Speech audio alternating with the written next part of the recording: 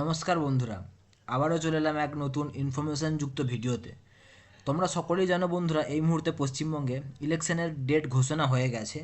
তো ইলেকশনের ডেটটা যে ঘোষণা হয়েছে, এসআইআর হওয়ার পরই ইলেকশনের ডেট ঘোষণা হয়েছে। তো তোমরা কি করে চেক করবে এসআইআর কমপ্লিট হওয়ার পর তোমাদের নাম সেই এসআইআর লিস্টে আছে কি না, বা ইলেকশন কমিশনের কাছে অন্তর্ভুক্ত আছে কি না, বা তোমরা ভোট দিতে পারবে কি না, বা সেটা এখনও পর্যন্ত আন্ডার জুডিশিয়ারি আছে কি না সেই বিষয়টা। তো সেটি চেক করার জন্য একটি সহজ উপায় রয়েছে, তোমাদেরকে আমি এই ভিডিওর মাধ্যমে জানাতে চাইছি। তার আগে এই চ্যানেলে যারা নতুন রয়েছে তারা অবশ্যই চ্যানেলটি সাবস্ক্রাইব করে পাশে থেকো। ভিডিওটি ভালো লাগলে লাইক করো, আর কোনো সুবিধা অসুবিধা থাকলে কমেন্টে তোমাদের মতামত কমেন্ট করে অবশ্যই জানিও বন্ধুরা। তো চলো, প্রথমে তোমরা কি করে চেক করবে জানিয়ে দিই। প্রথমে যে কোনো ক্রোম ব্রাউজার বা গুগল ব্রাউজারে যাবে। গুগল ব্রাউজারে যেটা এই যে লিঙ্কটা দেখতে পাচ্ছ, এই লিঙ্কটা ওপেন করবেন, ঠিক আছে।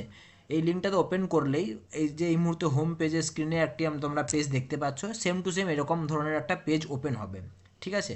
তো সেখানে ওপেন হলে এই যে search by EPIC number, search by EPIC নাম্বারে ক্লিক করবে। এটা হচ্ছে বিহারের জন্য, আর এটা হচ্ছে যাদের মোবাইল নাম্বার রেজিস্টার করা রয়েছে ভোটারের সাথে, তারা এখানে মোবাইল নাম্বার দিয়ে এখানে স্টেট সিলেকশন করে ক্যাপচা কোড দেবে। তারপর এখানেতে ওটিপি যাবে, ওটিপি এখানে পুট করলে তারপর নেক্সট সার্চে করলে ডিটেলসটা এখানে তোমরা দেখতে পারবে। এটা হচ্ছে মোবাইল নাম্বারের মাধ্যমে।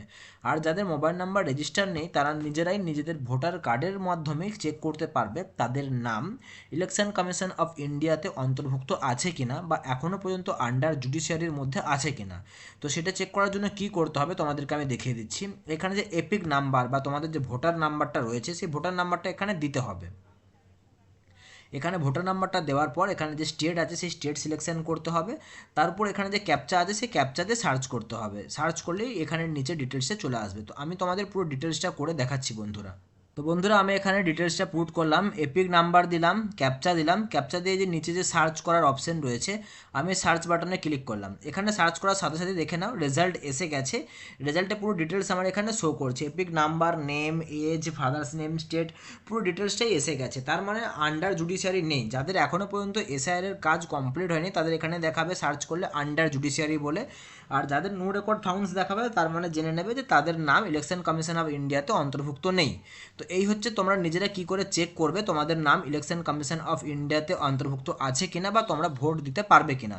এই হচ্ছে, এখানে ক্লিক করলে ভিউ ডিটেলসে ক্লিক করলে তার পুরো ডিটেলসটা তোমরা দেখতে পেয়ে যাবে। তোমাদের ডিইওর নাম কি, ইআরওর নাম কি, বিএলওর নাম কি, সমস্ত ডিটেলসটাই পুরোটা দেখাবে, ঠিক আছে। এই হচ্ছে পুরো ডিটেলস কি করে তোমরা এসআইআর এর যে হয়েছে কাজটা, তারপর তোমাদের এপিক পোর্টাল বা ভোটার রেজাল্টের স্ট্যাটাস কি রয়েছে সেটা চেক করবে কীভাবে। এই হচ্ছে ইজি একটি পদ্ধতির মাধ্যমে তোমরা চেক করতে পারবে বন্ধুরা। এই ছিল এই আজকের ভিডিওটা শেষ পর্যন্ত দেখার জন্য তোমাদেরকে জানাই অসংখ্য ধন্যবাদ। আবারও দেখা হবে নতুন এক ইনফরমেশনযুক্ত ভিডিওতে। Thank you.